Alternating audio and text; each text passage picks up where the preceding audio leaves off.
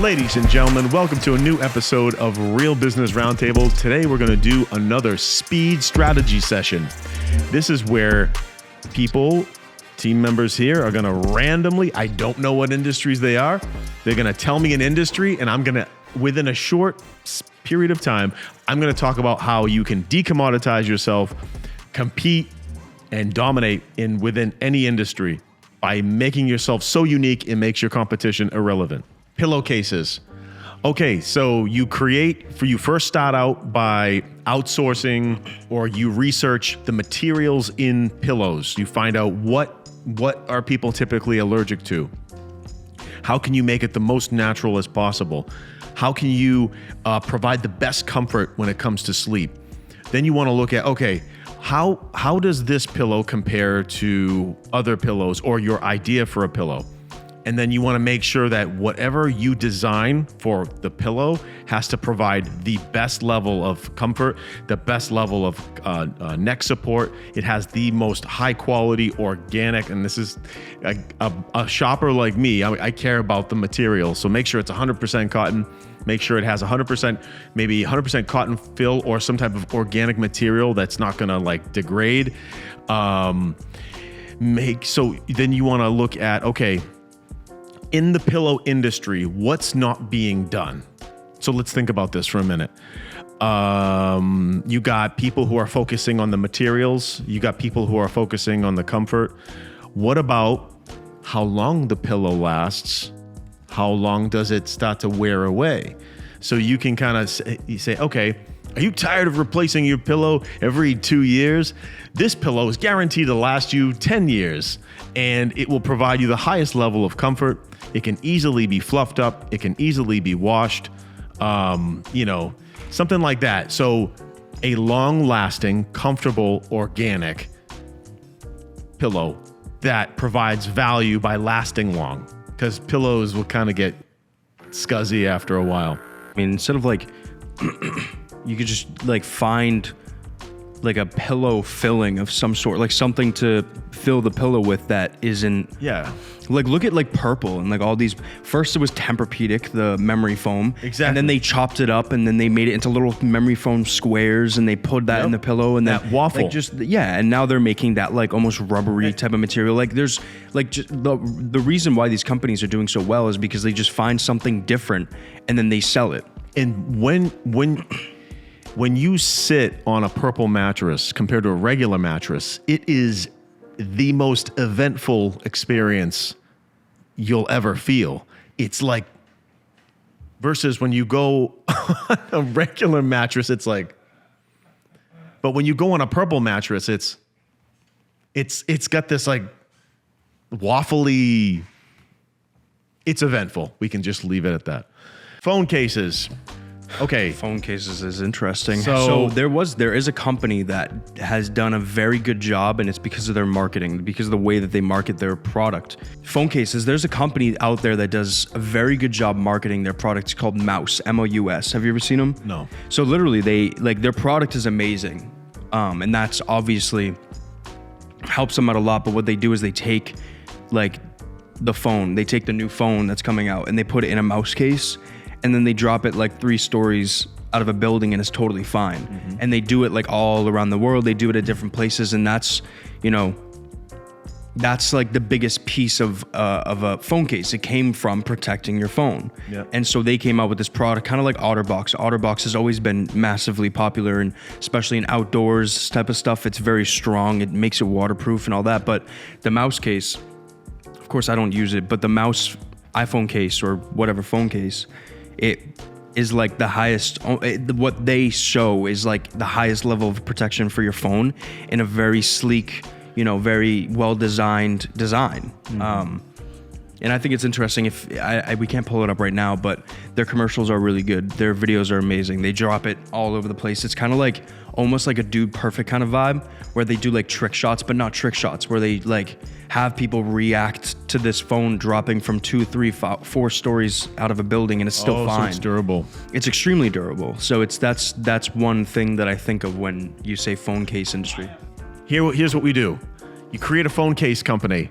What do a lot of people do sometimes? You see they buy different phone cases, like with different looks, different styles, different colors. You come out with a phone case company that you can customize it by an insert or like little like color changes and stuff like that, rather than, because I know people who own like 10 different phone cases and they'll switch it out. I've actually seen females that will change out their phone case based on their outfit and their purse. So you come out with one phone case that has customizable applications on it, so that person doesn't have to go out and buy a bunch of phone cases. Amusement park. So if you want to create an amusement park, you want to first assess all the amusement parks and what they offer, their restrictions, the bullshit games they play. Maybe people are tired of going to these amusement parks because it becomes tired, old, and outdated. So what if you had a faster evolving or faster changing amusement park that changed every single quarter? Oh, that'd be fucking. The so whole expensive. place is rearranged, just like how Crumble Cookie has a new lineup of new cookies every week. It keeps you coming. I'll You're go. talking about an no. amusement park. That's I know. impossible. I'm saying the excitement of what is going on that week or that quarter brings people back. It draws people back. So an amusement park that has that element where it switches up every quarter. Now, an idiot might go, yeah, what about all the costs? All the locations You just call me an idiot? swap. No, not you. Oh. All the locations, say there's a location in New Jersey, a location in New York, a location in California. They will swap stuff out. So they'll bring the equipment and the stuff for this, bam, set it up. And it will be an ever evolving and changing and updated amusement park to maximize curiosity, maximize people coming there. Because I'm following the Crumble Cookie model that I'm telling you right now, I will go out for a burger with my son. We'll go to Five Guys. We'll eat. I try not to eat too many sweets, but every once in a while, we like to grab a couple cookies. I'm always looking in that window. Just like this, just like a lonely soul. I'm looking at those cookies. What flavors? The sad thing is that you're not kidding. You actually do that. I'm not joking. I tell the truth on the show. Like, that's the sad thing. It's like, No, I tell the truth on the show. okay, but back to amusement parks real quick. I was on cookies, Okay, bro. all right, keep going with cookies. I'm looking in there, but it dawned on me. My marketing brain goes, wait a minute. This model is drawing me in by constantly having an update every week. So think about that in your business. When you have a bunch of amusement parks, what happens? People get tired of it. But this is the thing that you're missing with that. They don't. People still go to Six Flags. People still go to Disney. People still go to these amusement parks. I think you're thinking about it the wrong way. Me, I get annoyed. I'm like, I already saw this 6 times. You don't ride roller coasters though. Do we have to go down that? The thing is that like, it's not necessarily about the roller coasters or like the things that are there, because people always come back. That's why they're still a thing. They would be out of business if people didn't come back, because there's already costs involved. What makes me think when someone says amusement parks and stuff like that, it almost makes me think, instead of switching up the roller coasters, switching up the themes almost. So like Six Flags, whatever, like There you go. Same like thing. Halloween is huge in Six Flags and Canopy. Well, not even, yeah, whatever. It doesn't matter. But just all these different places. My whole thing is there's these new types of businesses that are popping up, like Level 99 in Massachusetts, where they're like adult, like, I don't know how to explain it. Like, not mazes, they're like puzzles. They're like real life puzzles, real life things. And it's not an amusement park, but imagine if there was something like that was huge, right? And they're popping up. Level 99. If you look up, do you know what Level 99 is? I have no idea. So essentially what it is, it's like mazes, and it's like different things, but it's all like you're doing it. It's not like I don't know how to explain it. Oh shit. Oh, it's an interactive Yeah. And like maze. Yeah, mazes and puzzles cool. and stuff. See, Exactly. that's cool. See, but I think these are going to get a lot bigger. Like, I think that, making almost like museum style amusement building thing, I don't know. But I think that this is going to be like one of the big things that blow up, because not only do they provide food and drinks and stuff like that, but they're very trendy. I feel like they're very, and I don't know why amusement parks makes me think of this exactly, but Dude, that's cool. yeah, and it's like almost like makes me think like what I think there was a rumor going around recently that Disney was going to do an adults only day or adults only week or something like that. That would be really interesting to see how it works out. It would be extremely interesting. Imagine that, like just, huh? I mean, dude, it would be fucking fun, right? Yeah, bro, like it would be really cool. Changing things up, making it a little bit more adult catered. I feel like that is interesting. Amusement park catered towards adults, like, you know what I mean? Like something like that would be extremely interesting. Laundromat. I got a slam dunk. Here we go. A membership subscription laundromat.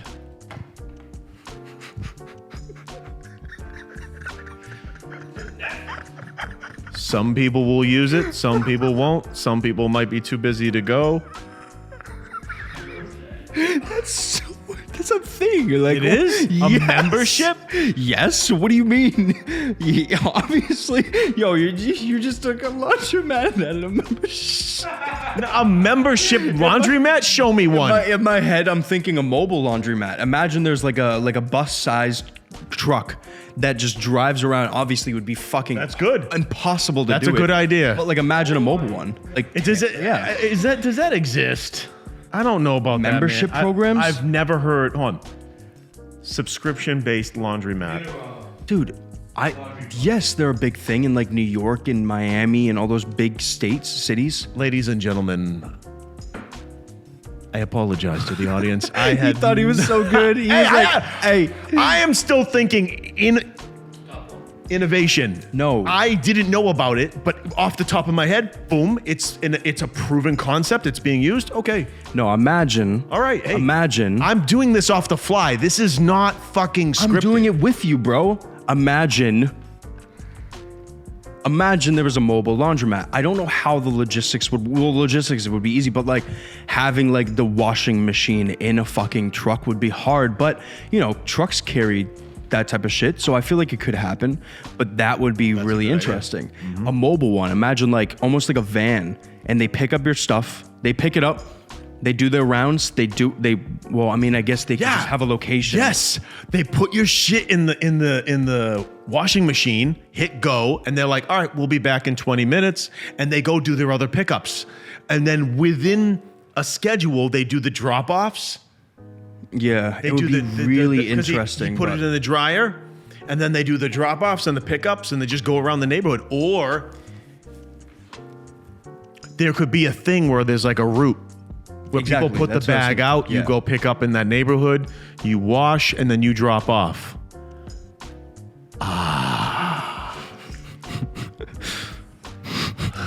Industry. Gas station. Ooh. So I think about this shit I think about this shit all the time. Because I awesome. I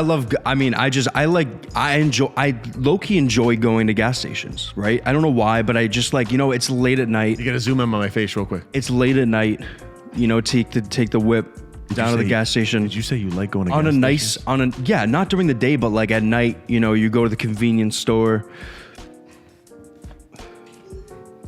So that's like a place that you want to go. You're like, hey, hun, let's go to the gas station. No. What I'm saying is, it should be a place that you want to go. Oh, so making it a destination. And an experience. Yes. So, for example, right?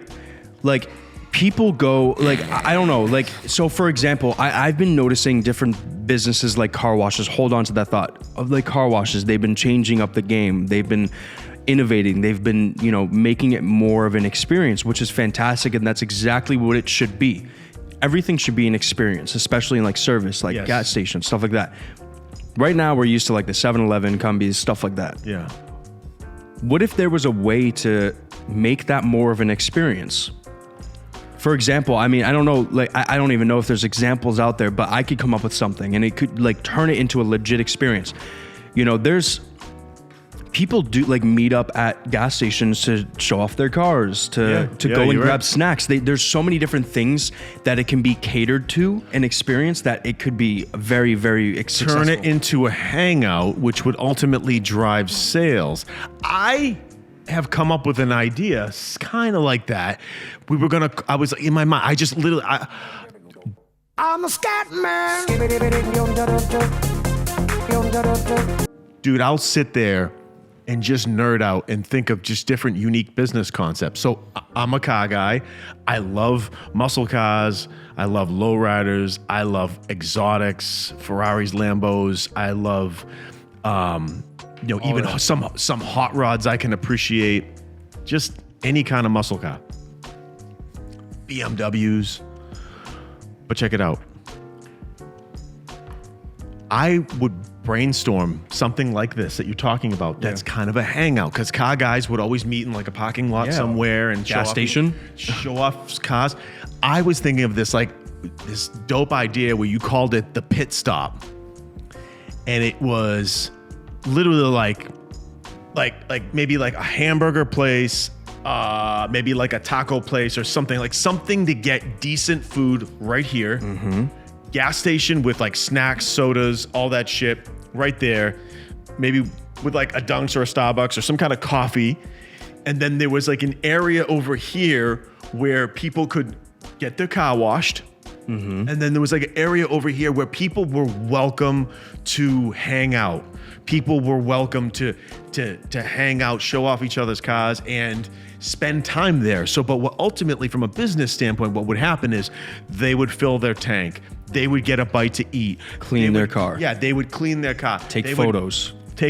They would grab a soda.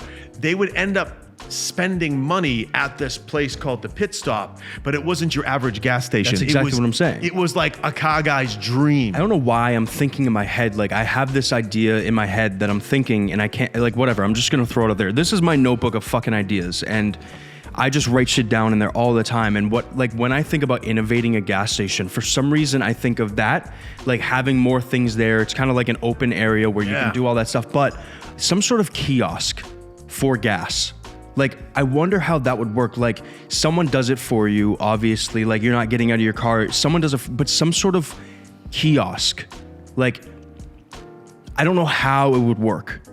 But I just, all I'm imagining in my head, I love cars. And I love, like, the photo shoots at the gas stations where you have, like, you know, you're at a gas station and then there's a fucking hypercar, detail service, whatever. And there's like a hyper or a supercar right there. I love photos like that for some reason. I just love seeing like a nice car, like Ferraris, whatever, like set up at a gas station, something about that. And obviously it's a popular thing for photos, for Instagram. There was like a meetup spot, but like some sort of, kind of like what you're saying, but I'm imagining a kiosk somehow. I just don't know how, but I feel like that would tie into having a more high-end gas fill. I don't know. I'm speaking from nowhere. Like, I'm just speaking my thoughts, but that's going to turn into something. Because I'm thinking like car washes have been innovative, extremely innovative recently. Yeah. Right. I go to a car wash now. I have this pass thing where I go to this car wash. I literally just drive up. No, not that. Yeah, Washville. I drive up. All the lights are so dope. Like, it just, and then there should be a whatever. But yeah, that could be innovated. And I think it could be something very cool that I would partake in, honestly, with cars, like taking the cars up there. You know, that's like it could be like a meetup spot before a rally, whatever it is. I don't know. I really think that, because what happens is like these car guys that meet up, a lot of the times, like they'll be like, oh, no loitering. And this would be welcoming. Hey guys, come fucking loiter. We got a parking lot right here, but we have lots of delicious food, gas, clean your car, detail your car, everything. Yeah, you can detail it here, or you can have an attendant come out.